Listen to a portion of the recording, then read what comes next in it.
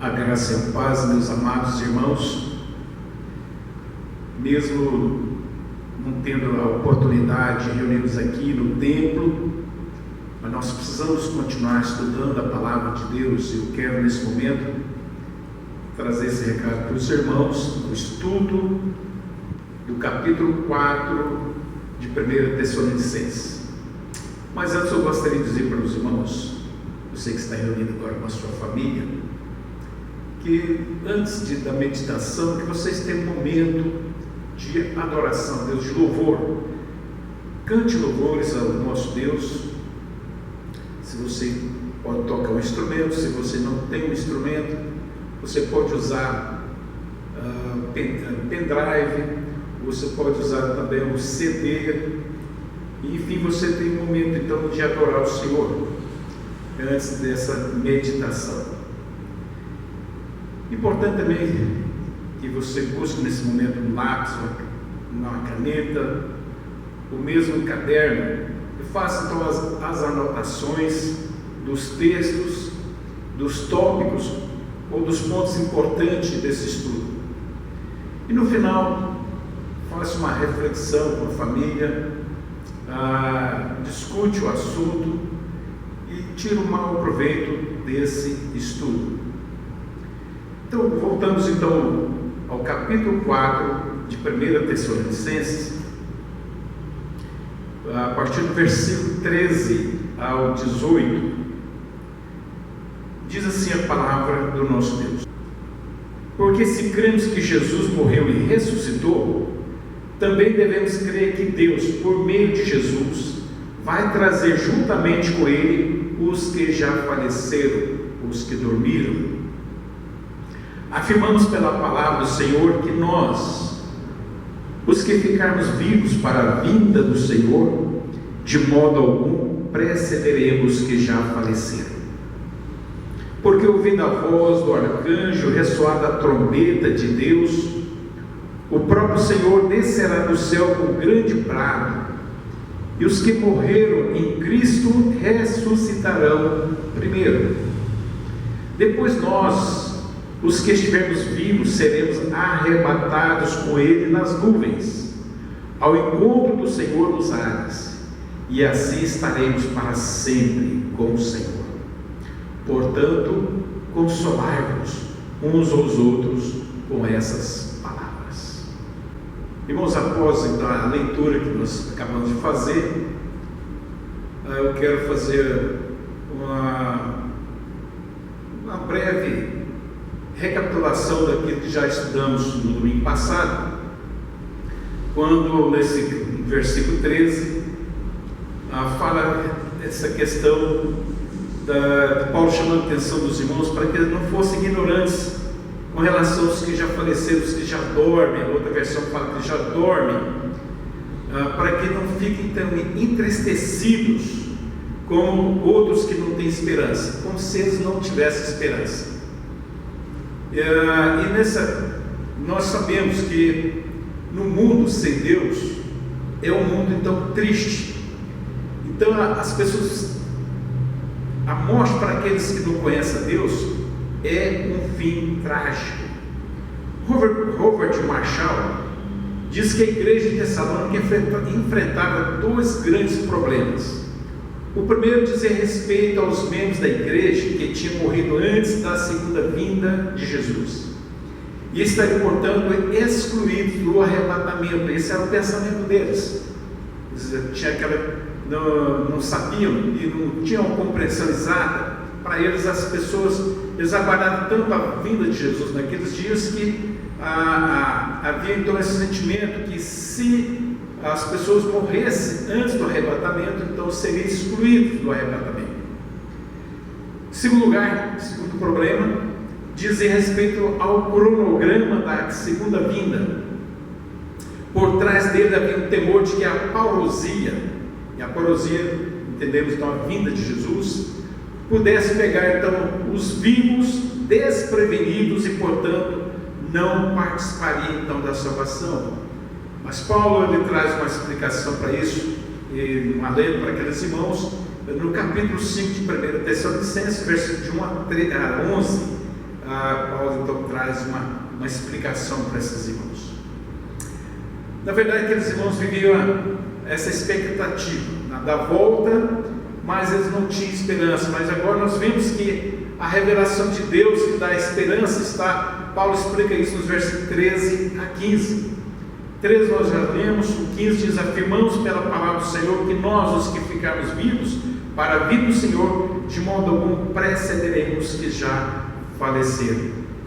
Então nós temos na Bíblia, ou seja, a Bíblia tem uma clara revelação acerca da morte e também da ressurreição.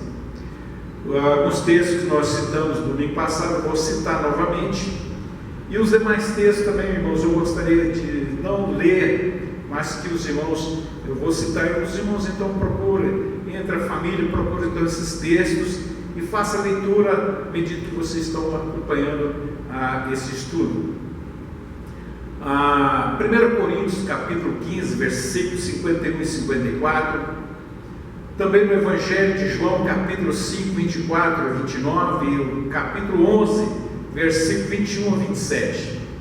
E aí nós vemos então a autoridade de Deus, ou a autoridade da palavra de Deus, que nos dá então essa esperança e nos dá também o conforto que todos nós precisamos, a convicção, a certeza de que de fato nós vamos encontrar com o Senhor através do arrebatamento, ou antes, se assim o Senhor quiser.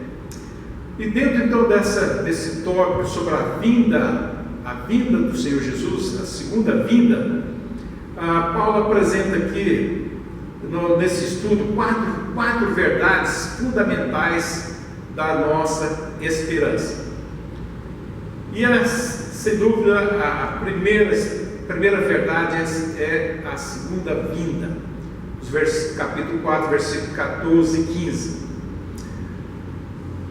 E nós não temos dúvida de que a segunda vinda de Cristo é a grande ênfase desta carta.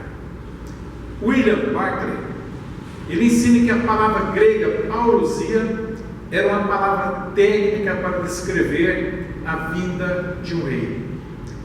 Nos papiros e também no grego helenista, a palavra parousia era a palavra então técnica que se usava com respeito à vinda de um imperador, de um rei, de um governante, em geral de uma pessoa importante.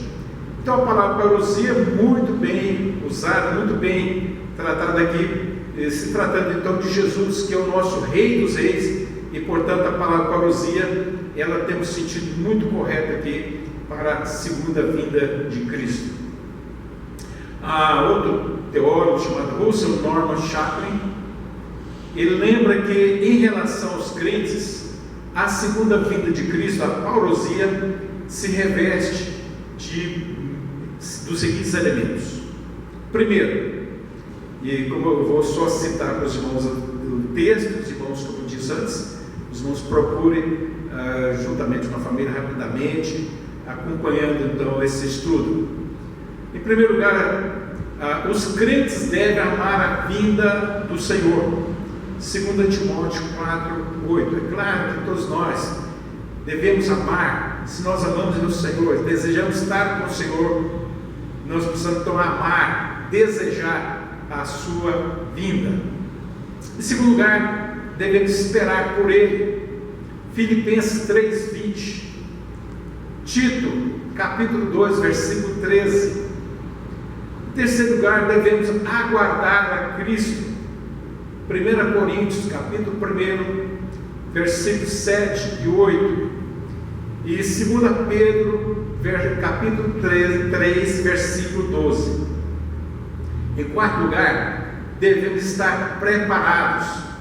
Isso é muito importante, estarmos preparados para esse encontro. Não sabemos quando vai acontecer, por isso devemos estar preparados. Mateus, capítulo 24, versículo 44.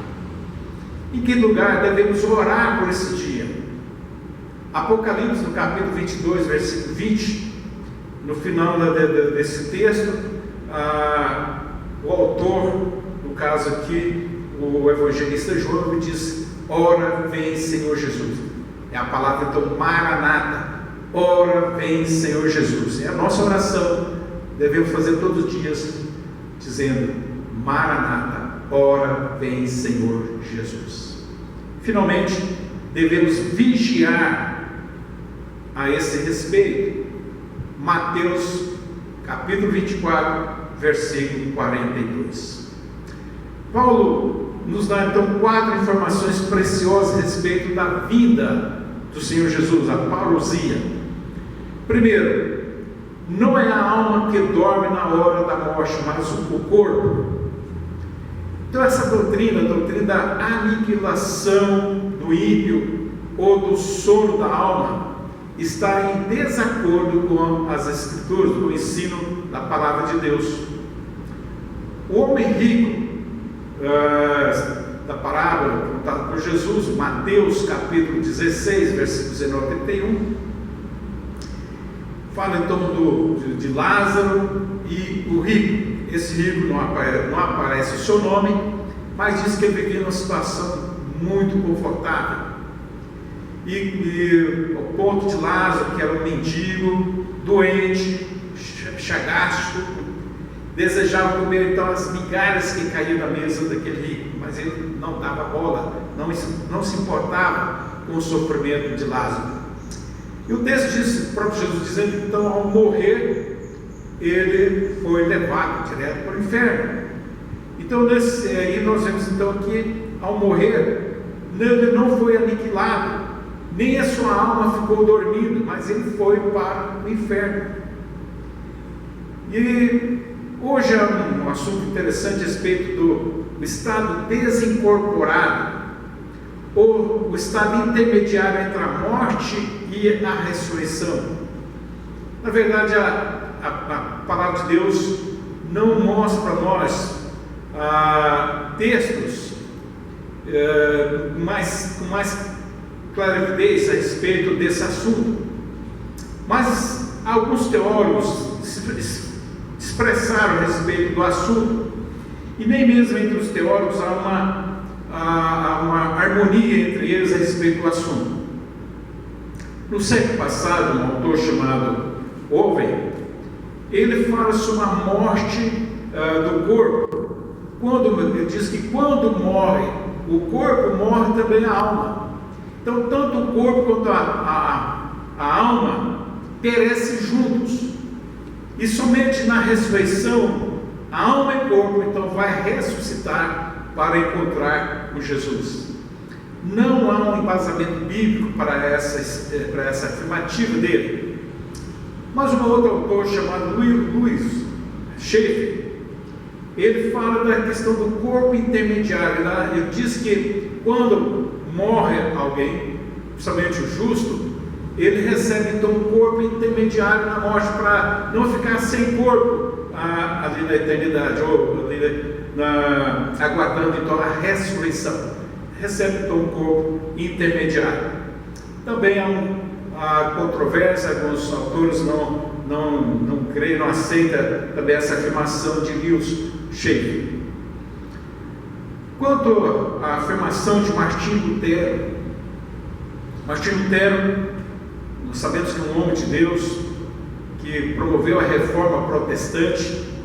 Ele falava sobre o sono inconsciente. Quando a pessoa morre, ele vai então para os céus, mas está no estado de sono inconsciente.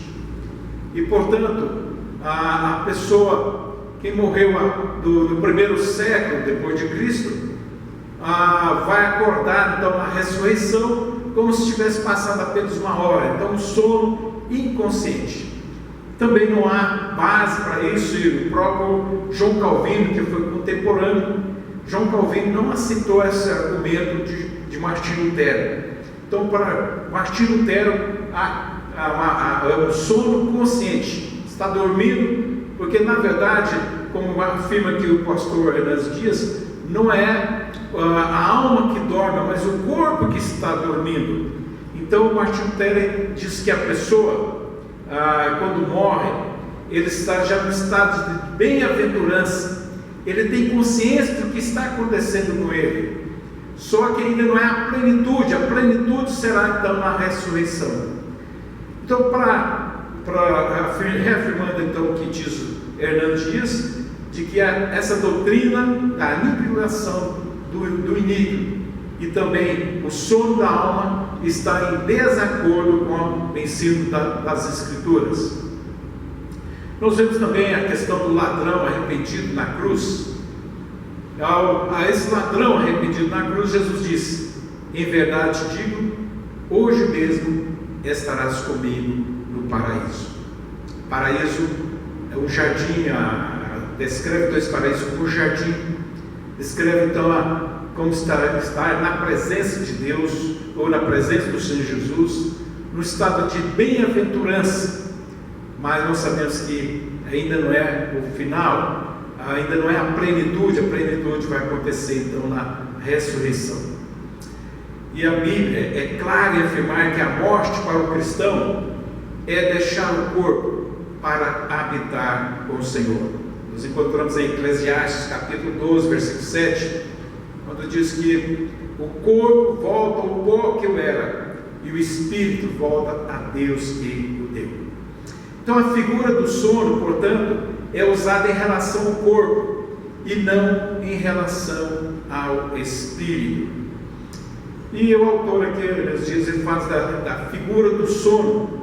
E nessa figura do sono há três verdades interessantes. A primeira, o sono é símbolo de descanso. A Bíblia diz que aqueles que morrem no Senhor são bem-aventurados, porque descansam de suas fadigas. Leia Apocalipse 14, versículo 13. Em segundo lugar, o sono pressupõe a renovação. O corpo na ressurreição será um corpo incorruptível, imortal, poderoso, glorioso e celestial, semelhante ao corpo da glória de Cristo. Em terceiro lugar, o sono implica expectativa de acordar. O mesmo corpo que desceu à tumba sairá dele ao ressoar da trombeta de Deus. Então, são essas verdades a respeito então do sono, dessa figura usada aqui. Em segundo lugar, os mortos em Cristo estão na glória com Ele. Capítulo 4, versículo 14, que diz: porque se cremos que Jesus morreu e ressuscitou, também devemos crer que Deus, por meio de Jesus, vai trazer juntamente com Ele os que já faleceram. Interessante então, certa vez, alguém chegou para um pastor, que a sua esposa havia falecido, e disse: olha, meus sentimentos pela perda da sua esposa. E o pastor disse: olha, na verdade, não se perde um objeto ou alguém quando você sabe onde esse objeto, essa pessoa está. E eu sei onde está minha esposa. Minha esposa está com Jesus, então eu não perdi. Na verdade, irmãos, as almas dos remidos, elas estão reinando no céu com Cristo. Apocalipse, novamente eu quero citar esse texto de Apocalipse capítulo 20, versículo 1 a 4. Os remidos não poderiam vir com Cristo se eles não estivessem com Ele. Então, as almas no céu clamam. Veja Apocalipse 7, versículo 15 a 17. Elas descansam das fadigas. Apocalipse capítulo 14, versículo 13. Muito interessante esses textos. Leia com muita atenção. Eles veem a face de Cristo. Apocalipse 22, 4. E eles reinam com Cristo. Apocalipse 20, de 1 a 4, e Apocalipse 22, 5. Leio com muita atenção, falando então que os mortos em Cristo estão na glória com Ele. Então essa é a maior vitória para nós que cremos em Jesus. É a certeza, a convicção que vamos reinar com Ele. Muito bem, vamos então recapitular novamente com relação então à segunda vinda, sobre essas informações preciosas que o apóstolo Paulo nos traz. A primeira então, não é a alma que dorme na hora da morte, mas o corpo. E em segundo lugar, os mortos em Cristo estão na glória com Ele. E em terceiro lugar, os mortos em Cristo virão com Cristo em glória. Leia novamente 1 Tessalonicenses 4:14. Então Cristo virá do céu com um grande cortejo, acompanhado então dos seus anjos e também dos remidos. Deus diz o seguinte: Ele virá com os seus santos para os seus santos. Entre nuvens eles descerão com o Rei dos Reis, para o maior evento da história, quando os túmulos serão abertos e quando os vivos serão então transformados. E em quarto lugar, quarta verdade, os mortos em Cristo não terão nenhuma desvantagem em relação aos vivos. Aí nós temos o versículo 15 que diz: afirmamos pela palavra do Senhor que nós, os que ficarmos vivos para a vinda do Senhor, de modo algum precederemos os que já dormem, os que já faleceram. E aí por duas razões. A primeira, porque quando o salvo morre, sua alma entra imediatamente no gozo do Senhor. Então a Bíblia ela afirma que o espírito dos salvos na hora da morte é imediatamente aperfeiçoado para entrar na glória. Hebreus capítulo 12, versículo 23. E o apóstolo Paulo ele afirma que partir para estar com Cristo é incomparavelmente melhor. Filipenses 1, 23. E Paulo ainda afirma que para ele a morte é lucro. Então ele estava nessa dúvida se ficar aqui para cumprir a sua missão, sua tarefa, ou partir para estar com Cristo. E depois ele fala então que para ele a morte é lucro. Filipenses 1, 21. Segundo lugar, porque quando Jesus voltar, os mortos em Cristo ressuscitarão antes dos vivos serem transformados. Ainda o versículo 15, leia novamente para firmar esse pensamento. Mesmo que esse fato seja tão repentino quanto um abrir e fechar dos olhos, e isso nós temos essa expressão em 1 Coríntios capítulo 15, versículos 51 e 52, fala então que o arrebatamento vai se dar num piscar, como um piscar de olhos, o tempo de um piscar de olhos. Então diz que os corpos dos remidos que estavam dormindo se levantarão da terra antes dos vivos serem transformados e arrebatados. Então a ressurreição ela não precederá ao arrebatamento. Então Paulo estava trazendo esse consolo, esse conforto para os irmãos de Tessalônica, porque estavam aflitos, vivendo como que não tivesse esperança, e nós vamos entender daqui a pouco por que eles não viviam sem essa esperança de encontrar com Jesus. E Paulo então diz: não sejais ignorantes no respeito dos que dormem. E o fato é que, e Paulo então afirma que, porque quando Cristo voltar, os mortos em Cristo ressuscitarão antes dos vivos serem transformados. Em segundo lugar, a ressurreição, a segunda verdade aqui, na verdade, é a ressurreição dos mortos, onde nós temos então os versículos 15 e 16, e onde nós vamos ter alguns destaques importantes desse texto. O que diz o 15 e 16? O 15 nós já temos há pouco, vamos reafirmar novamente a leitura, dizendo: afirmamos pela palavra do Senhor que nós, os que ficarmos vivos para a vinda do Senhor, de modo algum precederemos os que já faleceram. Porque ouvida a voz do arcanjo e ressoada a trombeta de Deus, o próprio Senhor descerá do céu com um grande brado, e os que morreram em Cristo ressuscitarão primeiro. Os destaques, o primeiro destaque que podemos trazer desse texto, que a doutrina da ressurreição era rejeitada pelos gregos. Então, quando Paulo pregou a doutrina da ressurreição aos filósofos atenienses, quando estavam em Atenas, a maioria deles, ou quase todos, zombaram do apóstolo Paulo. Isso está registrado em Atos, capítulo 17, versículo 32. A grande esperança dos gregos era se livrar do corpo. Para os gregos, o corpo era a prisão da alma. Na sua cultura, na sua filosofia, então o corpo era mau. Então na morte era a libertação então, da alma. Embora eles não tivessem nem noção do que aconteceria com eles depois disso. Mas para eles então, a morte era a libertação então da alma.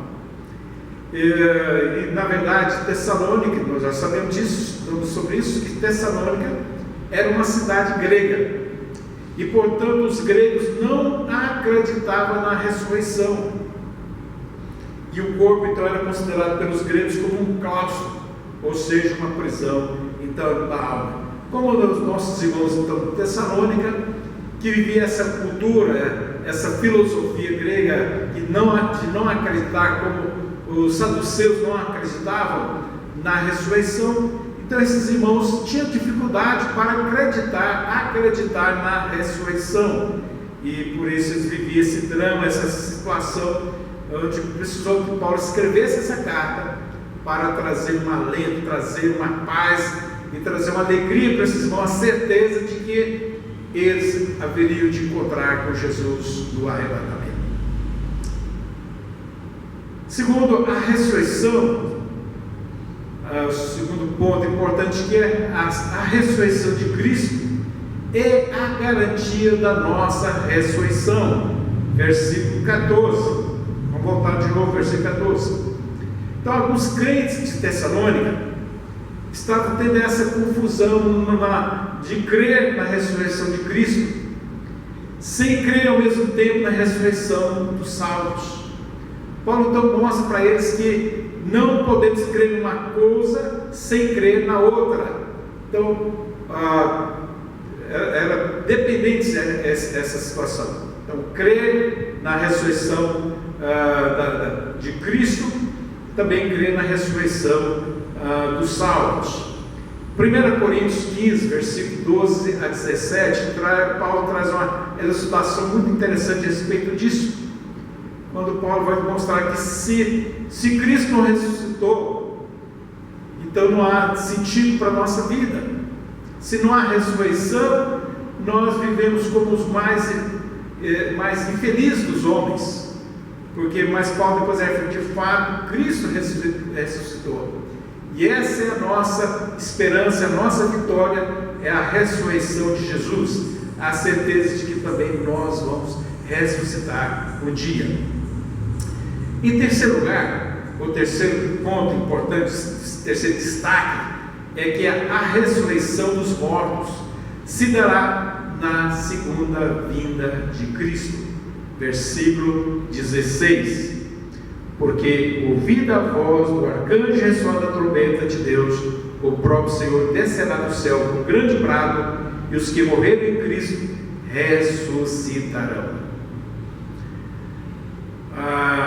Interessante então que a segunda vinda de Cristo, ela será, sem dúvida, pessoal, visível, audível e gloriosa. E aí nós temos três fatos interessantes que vão ocorrer na ressurreição dos mortos. O primeiro fato é que o Senhor virá mediante a sua palavra de ordem. Versículo 16, então diz que porque ouvida a voz do arcanjo e a sua da trombeta.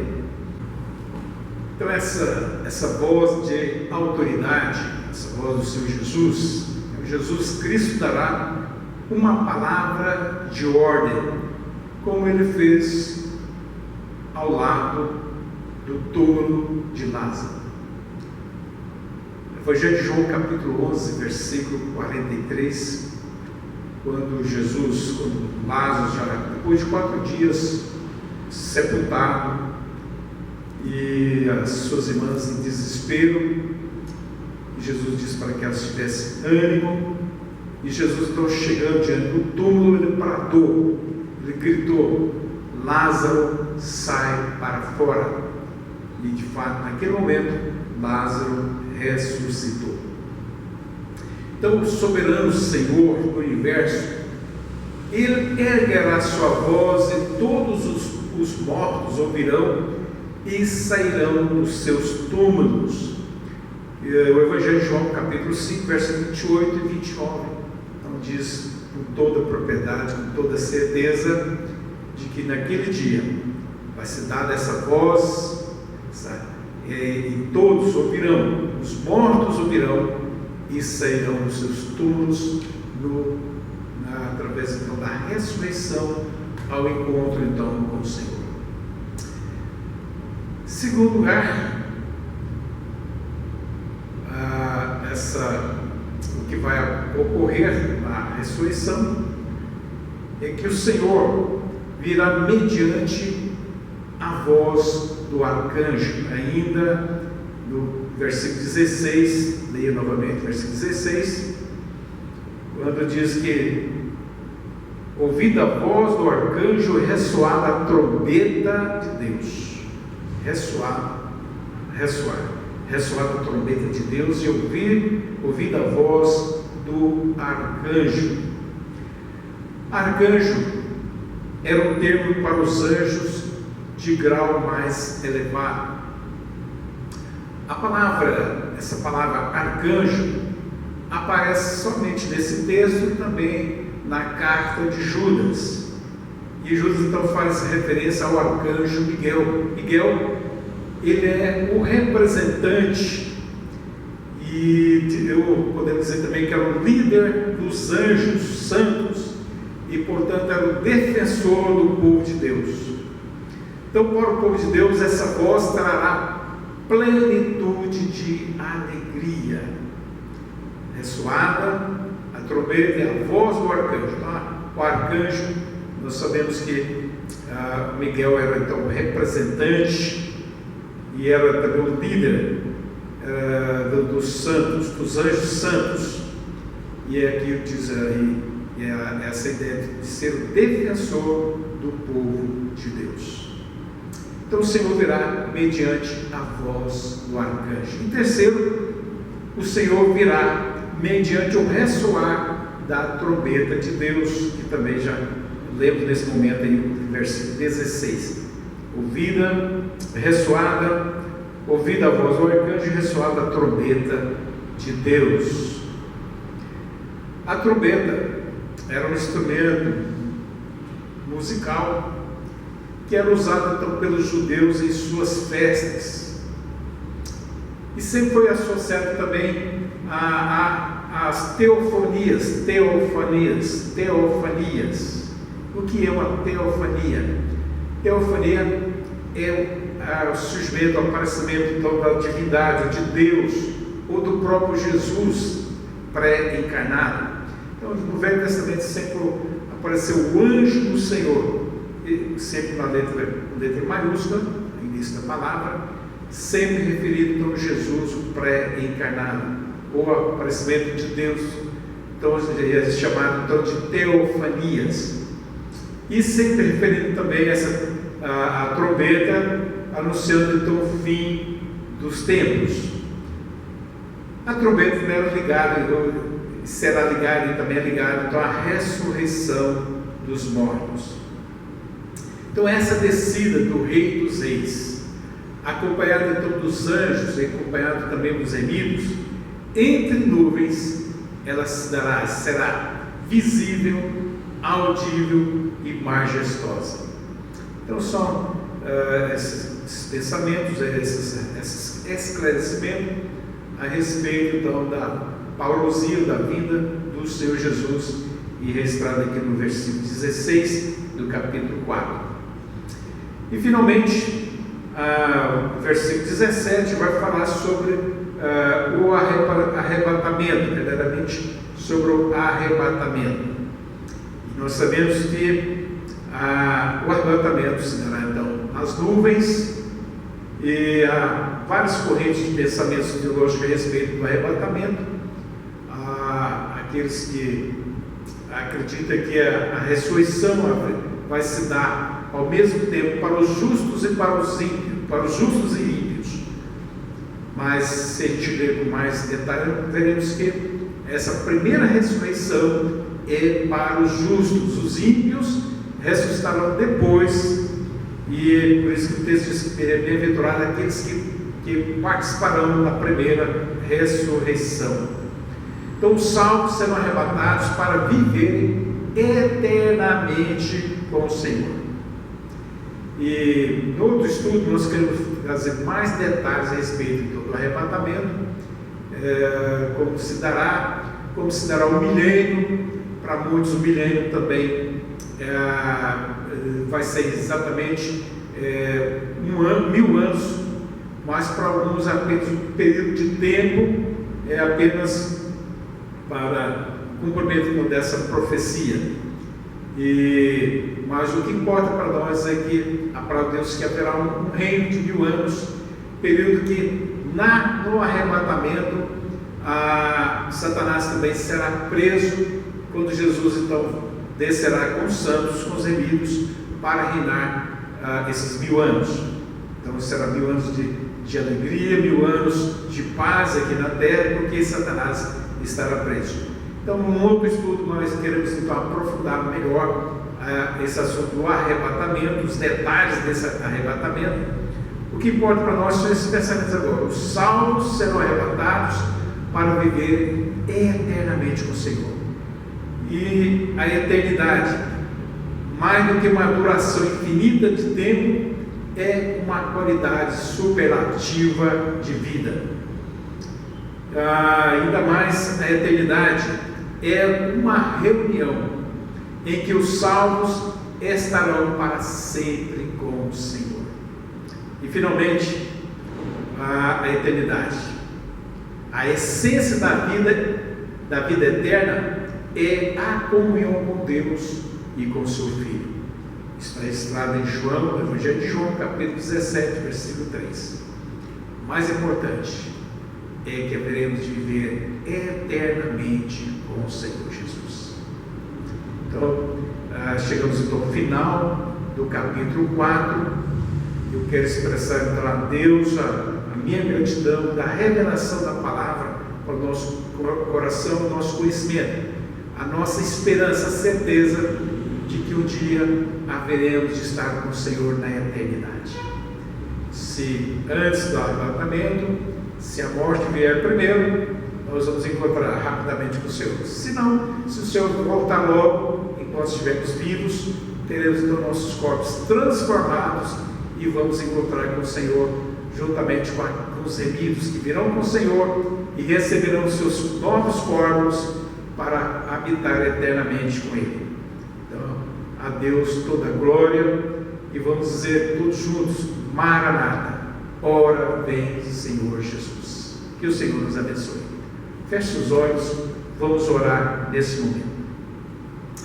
Querido Deus, meu Pai, quero agradecer ao Senhor pela revelação da Tua Palavra, por esse ensino da Tua Palavra, pela maneira como o Senhor tem falado também no coração do pastor Hernandes Dias, e trazendo esse estudo, esse comentário desta carta de Paulo aos Tessalonicenses, à igreja de Tessalônica, e como essa carta também chegou até nós e trazendo então revelação, trazendo alegria no nosso coração, a convicção, a certeza de que um dia haveremos de viver com o Senhor na eternidade, que haveremos, se estivermos vivos, haveremos de participar do arrebatamento. Se estivermos dormindo com o Senhor, nossos corpos serão então ressuscitados, transformados, receberemos então um novo corpo e habitaremos para sempre com o Senhor. Portanto, Deus, muito obrigado pela vida eterna que nós recebemos em Cristo Jesus. E agora, Senhor, abençoe o teu povo, abençoe a tua igreja nesses dias difíceis, e que nós possamos suportar tudo isso que está passando, e que sejamos abençoados, e que sejamos, Deus, vitoriosos nesses dias. Abençoe a tua igreja, abençoe cada irmão, cada irmã, cada criança, cada, Deus, adolescente, jovem da tua igreja, Pai. Que nenhum de nós se perca, mas que nós possamos nos encontrar daqui uns dias, aqui nesse lugar, para continuarmos, ó Deus, para estar culto de adoração ao Senhor, celebrando o Senhor, celebrando as vitórias que temos tido e temos recebido do Senhor. Abençoa, pois, o teu povo, nós oramos em nome de Jesus. Amém.